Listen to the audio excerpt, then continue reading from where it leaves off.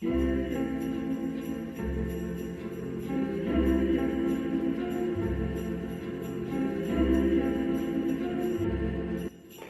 touch that dial now, we're just getting started.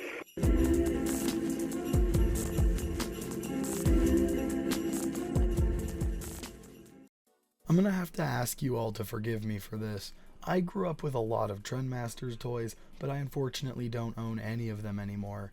You can blame the sands of time for that. So this video is going to be using a lot of commercials, stock photos, and toy review footage. I hope you can all bear with me here, but over the course of several Christmases throughout my childhood, I received many Trendmasters Godzilla toys, so they have relevance in this Christmas celebration. Allow me to indulge. Besides, I know my Godzilla videos are by far my most popular and what you guys are subscribed for, so I had to throw the big G into my Christmas celebration somehow. Now, let's waste no time and dive into the absurdly bizarre world of the Trendmasters Godzilla toy line. So if you aren't aware of the company Trendmasters, I don't blame you. They were a small toy company founded in 1989. Looking through their catalog, they made a lot of toys based on popular movies and shows, but undoubtedly their most popular line was their large range of Godzilla figures. And it only made sense. In the mid-90s, Godzilla was this popular character, still receiving new movies in his Heisei era. But in America, not all these movies were coming out. And on top of that, merchandise made of the character for Western audiences was incredibly scarce. So in came Trendmasters, who in 1994 released their first wave of Godzilla action figures, Godzilla King of the Monsters, and it was huge. Godzilla rules. The amount of variety here was insane. Not only were the big five represented, Godzilla, Mothra, Rodan, King Ghidorah, and Mechagodzilla, but characters like Gigan and Biollante were included, as well as characters from films that hadn't released in the US yet, like Batra and Mecha King Ghidorah. It's crazy to think that this was most Americans' first exposure to a lot of these monsters. Even the text on the back of the packaging gives accurate description of the monsters and their origins. Just imagine being a kid in 1994, having never seen Godzilla vs. King Ghidorah, and reading the text back for Mecha King Ghidorah. It probably sounds insane. In their next wave of toys, Godzilla Wars, they introduced new variants of toys, like the Power Up line, which were kaiju in ridiculous chrome armor that helped them fight, as well as bringing in more classic characters like Baragon and Megalon. What's really cool about this is Trendmasters trying to give the Showa kaiju a more Heisei aesthetic, as well as bringing in new Heisei kaiju to the line, Mogira and Space Godzilla. I absolutely adore the Trendmasters Space Godzilla figure. Its colors are based on the amazing Noriyoshi Orai poster, and it's always a piece that catches my eye when it's displayed on a shelf. I'd love for Damashi to get weird and make a Monster Art Space Godzilla poster color version. They did it for Godzilla, so why not?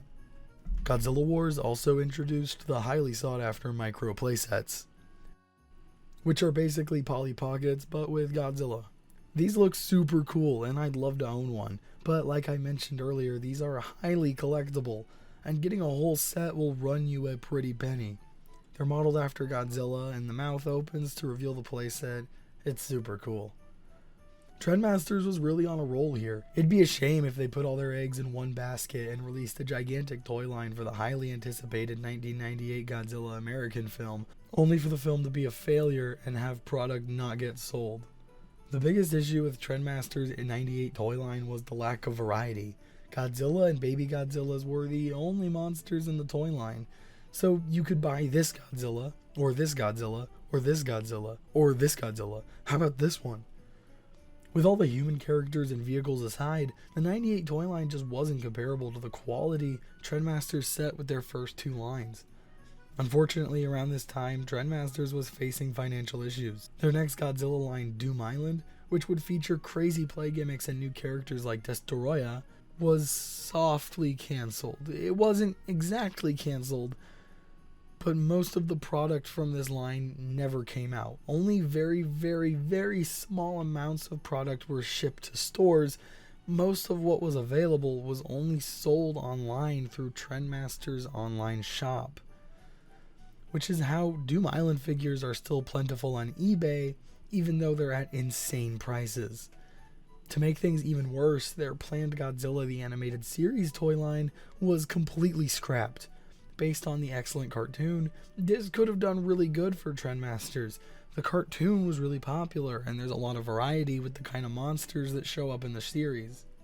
But the writing was on the wall, and in 2002, Trendmasters went bankrupt, later being acquired by Jakks Pacific. It's sad. The line could have gone on to be this huge thing, but it just wasn't meant to be.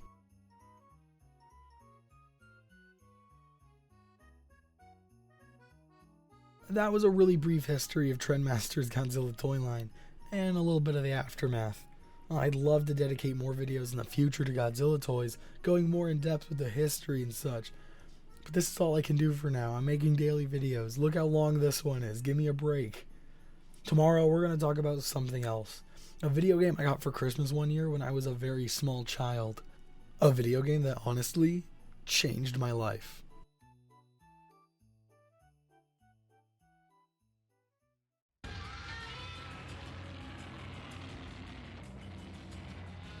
Godzilla versus his enemies of destruction, the king of all monsters against the baddest beasts of all time, Rodan, Mothra, Ghidra, Mecha Ghidra, and Mecha Godzilla.